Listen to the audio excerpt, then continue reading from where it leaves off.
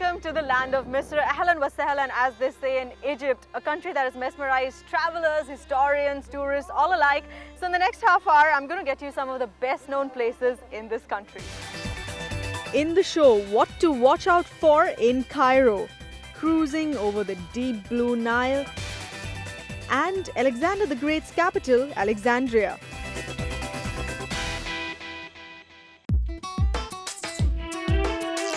The first stop for any tourist would be the city of Giza, just 10 kilometers from the capital Cairo. And here stand the most famous, the most mysterious structure known to man, the pyramids. A set of 3 pyramids, the tallest built by King Cheops, known as the Great Pyramid. Well, I guess when you finally do see the Great Pyramid, there's nothing left to say. You're really left speechless because there are all these facts running in your head. I mean, it was built 3,000 years ago. It's been made of 2.5 million blocks of solid stone. It's just been lying there as a pile for centuries. It's the easiest thing to sketch when you're a child, but to know how they were built remains unfathomable even today.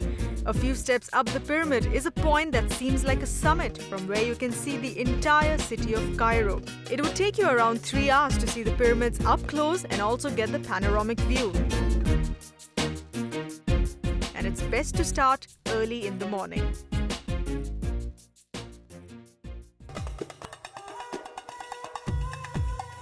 And just nearby is, of course, the Great Sphinx, the legendary statue of a lion's body with a human head.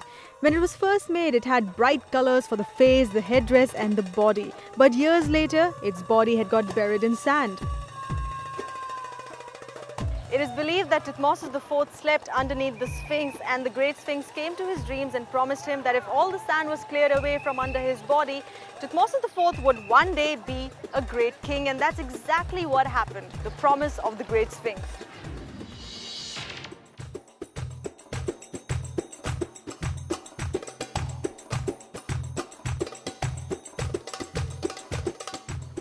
Well, if you've been left spellbound by the Great Pyramids at Giza, picture this. This one is 2,000 years older than the Great Pyramids, and it's the oldest standing structure ever made by man, the Step Pyramid. It's an hour away from Giza. Seeing the Step Pyramid here gives you an idea of how the ancient Egyptians finally arrived at the perfect structure of the Great Pyramids after several trial and errors. That afternoon, I was back in Giza for a tea break at my tour guide's place. And from his place, he can see the pyramids every single morning. When I open my window in the morning and I just look at the pyramids, it's really the same feeling. It's still powerful. You never get bored, never get fed up. Never.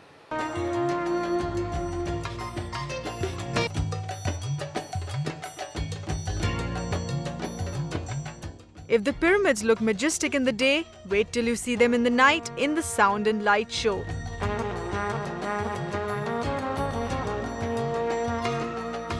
The Great Sphinx narrates the story of the pyramids and also tells you about other famous pharaohs of ancient Egypt like King Tutankhamun.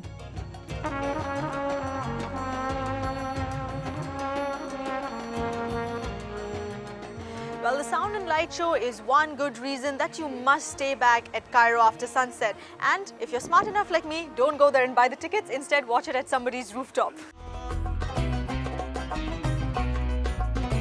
After that, I made a quick stopover at Khan-e Khalili, one of the oldest oriental markets in the world. Established in 1382, it still has ancient doorways from that time with a distinct Islamic architecture. It's best to visit this place in the night because that's when it comes alive. But you must use your bargaining skills to your absolute best.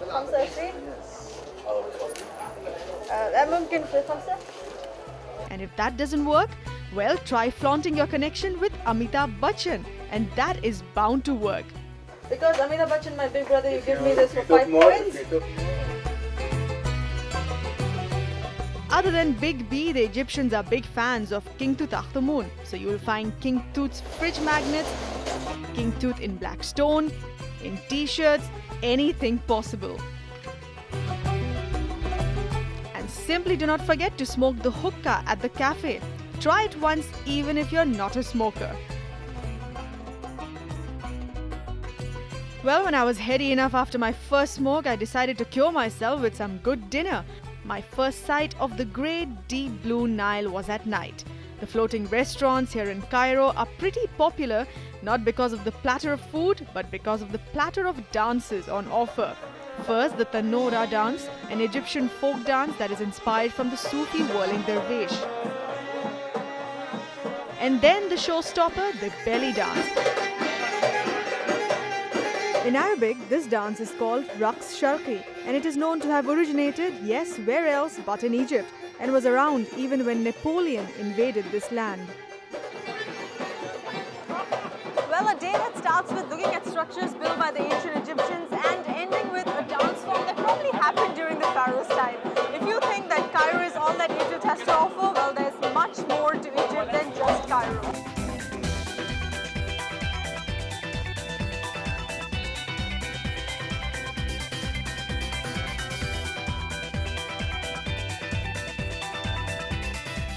Still on the show, the temple of the most powerful pharaoh Ramses II and the much recommended cruise over the Blue Nile.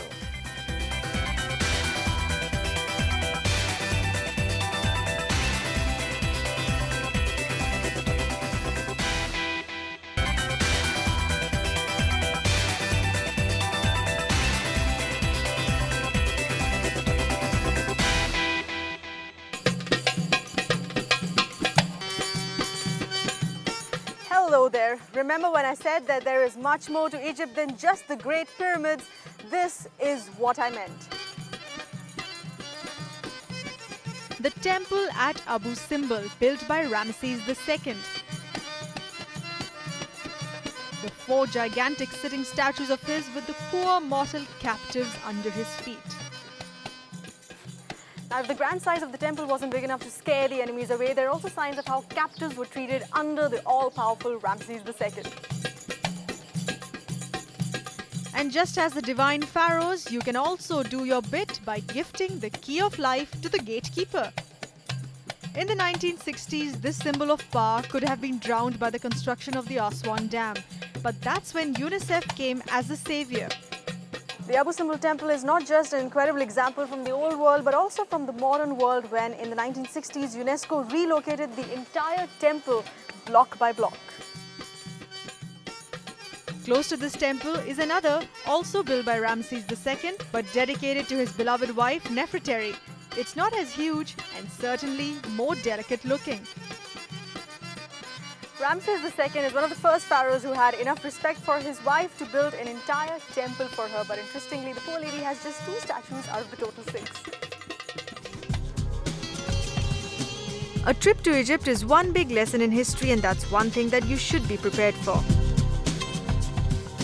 Well, we're now approaching the Philae temple, and the significance of this temple is that it's the last temple built in the Greek-Roman period for the ancient Egyptian religion. The temple is located on an island, and just as Abu Simbel, relocated after the Aswan Dam was built.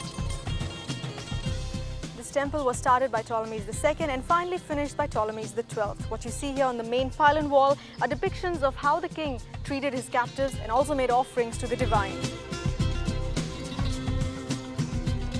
And you can also see what the sanctum sanctorum of these temples look like as opposed to our temples in India. The walls here are full of scenes on offerings made to the gods and heavily explained by the hieroglyphics all over. Alright, now here's my first serious lesson in Egypt history. What we have here is Ptolemy II making an offering of incense to goddess Isis and her husband Osiris, and all of this scene can be explained here through hieroglyphics, and Ptolemy II's name is written here within the cartouche. The next day when the cruise kicked off, I was surrounded by the waters of the deep blue Nile. It takes the Nile cruise 3 days to get you to the city of Luxor, but the cool breeze is the best therapy that you can ask for. What else could be better than waking up to the Nile? I read a lot about the mystic powers of the Nile, but it's only when you finally cruise on it do you believe in them. Well, I guess you too will feel the same after you experience the Nile cruise. But there's a lot more action than just sailing.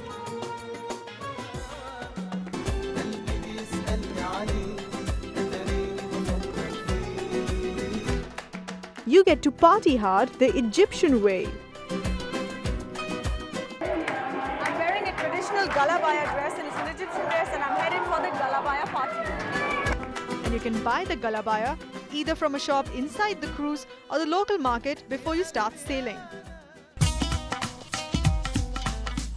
I'm in the west bank of Luxor and right now I'm in the Valley of Kings, but I'm headed for a queen's temple, a queen who reigned ancient Egypt for 20 years, Queen Hatshepsut. Queen Hatshepsut made sure she left her mark on the history of ancient Egypt. On ground level, this birthing chamber has a story to tell. Now, since Queen Hatshepsut was a lady, but just like other kings, she also had to justify her divine birth. So there you have it, she's suckling milk from goddess Hathor. And on level 1, you will be greeted by the few statues of Queen Hatshepsut left standing. There is plenty more on ancient Egypt history that the city of Luxor offers, but what we're going to get to you up in a while is the Karnak temple. And that's the biggest temple complex in the world. And there's also the city of Alexandria.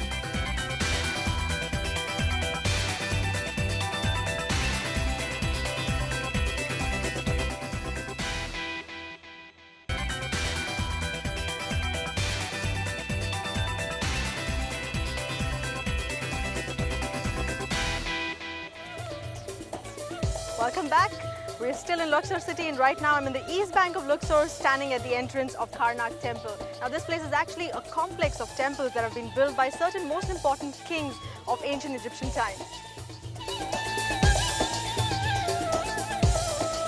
The most distinct feature is the entrance that is lined up with sphinxes. The sphinx that you see here are different from the Great Sphinx at Giza.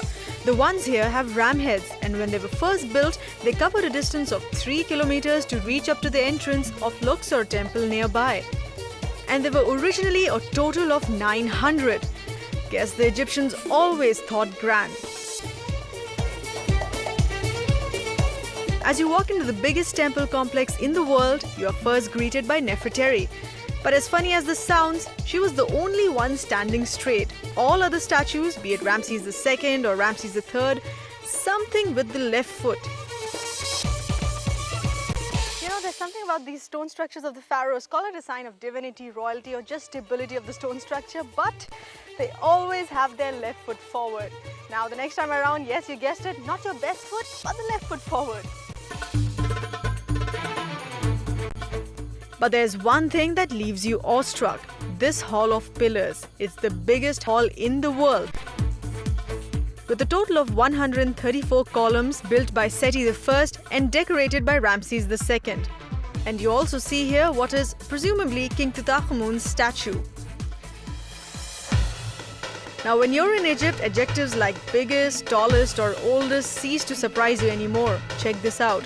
The tallest standing obelisk in the world, built by Thutmose III, 118 feet tall.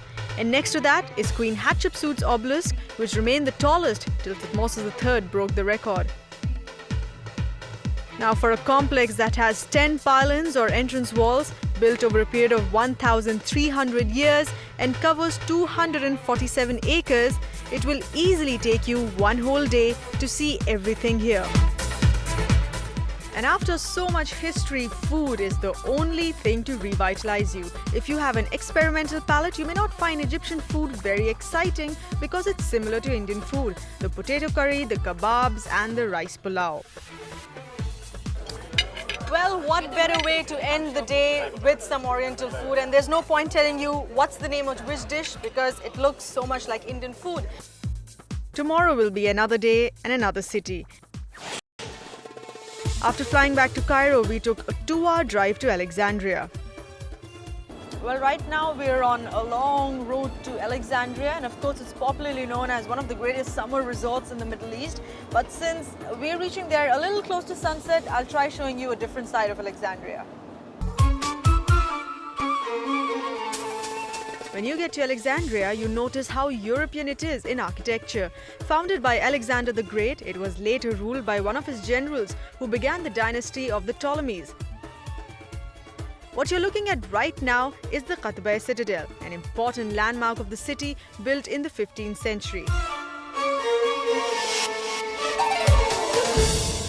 The reason why the citadel is on the Mediterranean Sea is because this was actually the site of a lighthouse built by one of the Ptolemies.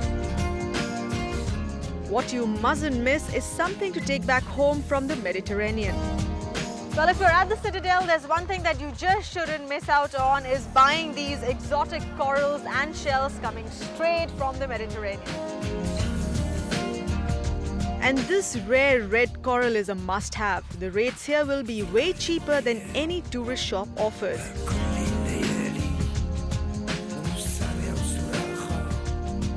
As the sun sets over Alexandria, the world-famous library called the Bibliotheca Alexandria lights up.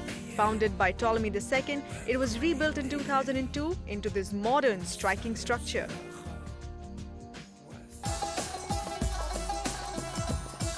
Well, it may seem that I'm in a fish market right now, but I'm actually in the kitchen of one of the best seafood restaurants in Alexandria, Sabrine. So let's see what the seafood here tastes like. Remember when I said that Egyptian food is very much like Indian food? Well, Alexandria is an exception. It's a seafood lover's paradise and I loved it. So you say ayu when you have to say wow? Yeah. So I say this food is wow, ayu? Wow. Yep. Ayu, alright, the food is ayu and what a grand job good old Sabrina is doing, serving the excellent seafood in Alexandria for the past 50 years. Look at this, you have the freshest fish from the Mediterranean and then you have this other certain kind of shrimp, what's it called? Calamari. Calamari, yes. Another certain kind of shrimp, larger than the regular shrimp. And then you have this bowl of fish soup. Look at this. It's full of fish, crab, lobsters and shrimps. A whole lot of it. What a grand way to end the day in Alexandria and what a lovely way to end the entire trip to Egypt. Hope you enjoyed it as much as I did. Ma salama.